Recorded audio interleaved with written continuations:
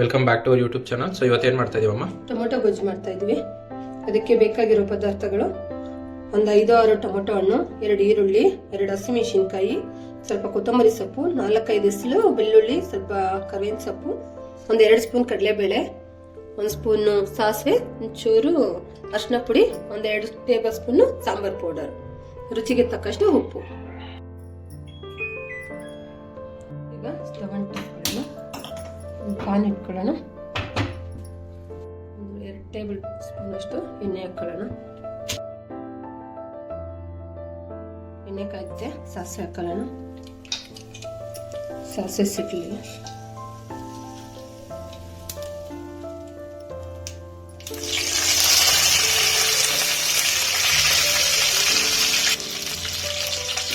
ಈಗ ಸಿಡ್ಲಿಕ್ಕೆ ಕಡಲೆಬೇಳೆ ಹಾಕೊಳ್ಳೋಣ.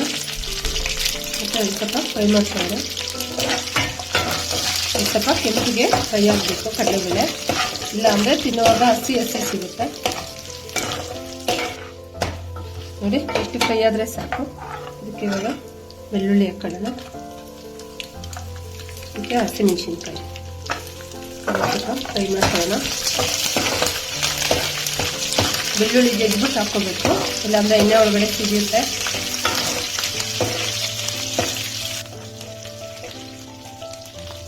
ಈಗ ಫ್ರೈ ಆಯಿತು. ಈರುಳ್ಳಿ ಹಾಕೋಣ.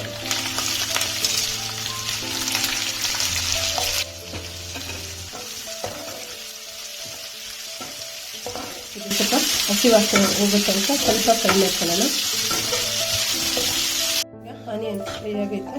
ಈಗ ಟೊಮೊಟೊ ಹಾಕೊಳ್ಳೋಣ. ಇಷ್ಟು ಸಣ್ಣ ಸಣ್ಣಕ್ಕೆ ಹೆಚ್ಕೋಬೇಕು.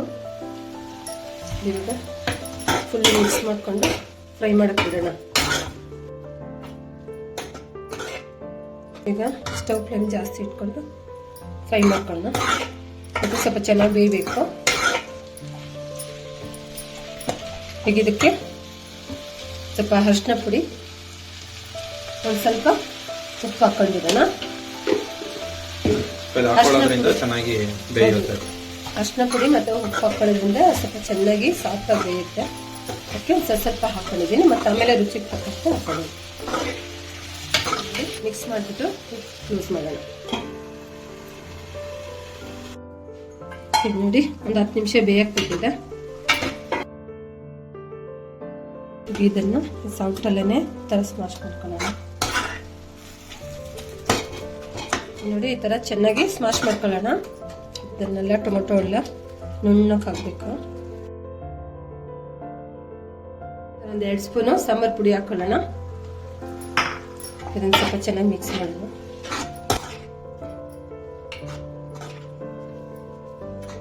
ಈಗ ಇದಕ್ಕೆ 1 ಲೋಟ ನೀರು ಹಾಕೊಳ್ಳೋಣ. ನಿಮಗೆ ಎಷ್ಟು ತೆಳ್ಳಕ್ಕೆ ಬೇಕೋ ಅಷ್ಟು ನೀರು ಹಾಕೊಳ್ಳೋಣ.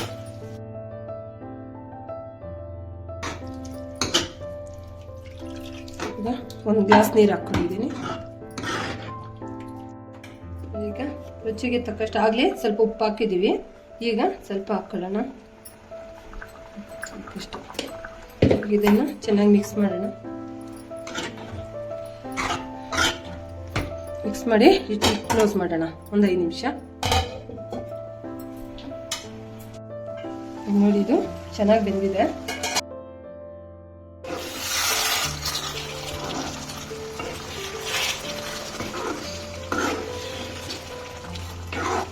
ಈಗ ಇದಕ್ಕೆ ಸ್ವಲ್ಪ ಕೊತ್ತಂಬರಿ ಸೊಪ್ಪು ಹಾಕೋಣ. ನೋಡಿ ಎಷ್ಟು ಬೇಯಬೇಕು, ಚೆನ್ನಾಗಿ ಇಷ್ಟು ಗಟ್ಟಿಯಾಗಿರಬೇಕು, ಜಾಸ್ತಿ ತೆಳ್ಳಗಾಗೋದು ಬೇಡ. ಇದಕ್ಕೆ ಕೊತ್ತಂಬರಿ ಸೊಪ್ಪು ಹಾಕೋಣ. Final touch. ಗೊಜ್ಜು ರೆಡಿಯಾಗಿದೆ. ಈಗ ಬೌಲ್ಗೆ ಸರ್ವ್ ಮಾಡ್ಕೊಳ್ಳೋಣ.